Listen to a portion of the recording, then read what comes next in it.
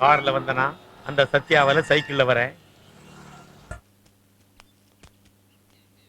Sir கேக்குறேன்னு தப்பா நினைச்சுக்காதீங்க. என்ன சார் படிக்கட்டுலாம் ஆட்டி பாக்குறீங்க, தரையெல்லாம் மீச்சு பாக்குறீங்க? Any problem? தம்பி, இது என்னோட ஸ்டுடியோ. நான் என்ன வேணாலும் பண்ணுவேன். அதுக்காக நீங்க யாரு? உங்க ஸ்டுடியோவா? அப்படின்னா நீங்க யார் சார்? நான் தான்ப்பா ஏவிஎம் சரவணன். ஏவிஎம் சரவணனா? அவரு போட்டோல வேற மாதிரி இருப்பாரு.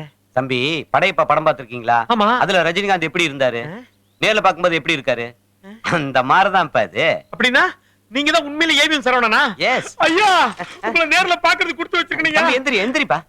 ஐயா, உங்க கம்பெனில எத்தனையோ புது புது ஹீரோக்களை உருவாக்கி இருக்கீங்க. ஆமா. அந்த கண்ணாடி கைட்டிட்டு ஓர கண்ணால என்னையும் பாத்தீங்கன்னா நானும் ஓஹோன்னு வந்துருவேன் ஐயா. கண்ணை மூடிட்டப்ப உனக்கு ஹீரோ ஆக்க முடியும். இந்த பாரு, என்னோட அடுத்த படத்தோட டைட்டில் லட்சாதிபதி.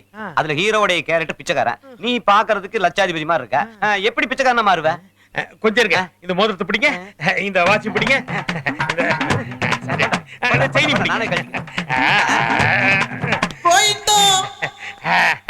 சார், இப்ப எப்படி உண்மையான பிச்சைக்காரமா இருக்கனா? அப்படியே ரா பிச்சைக்கார மாதிரியே இருக்கிற. சும்மா சொல்லக்கூடாது. சொன்ன செகண்ட்லயே மேக்கப் மேன் இல்லாம, காஸ்டியூமர் இல்லாம அப்படியே கெட்டப் சேஞ்ச் பண்ணி காட்டும் பாரு. நீ மிகப்பெரிய கலைஞயா.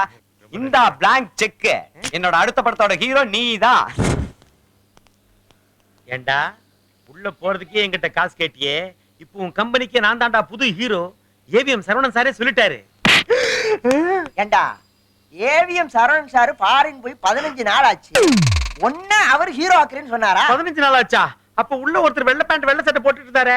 வெள்ளை சட்டை வெள்ளை பேண்ட் போட்டுட்டா அத்தனை பேரும் சரவணன் சார் ஆயிருவாங்களா? இல்லப்பா, கைய கூட கட்டிட்டு இருந்தாரு. Blank cheque கொடுத்தாரே.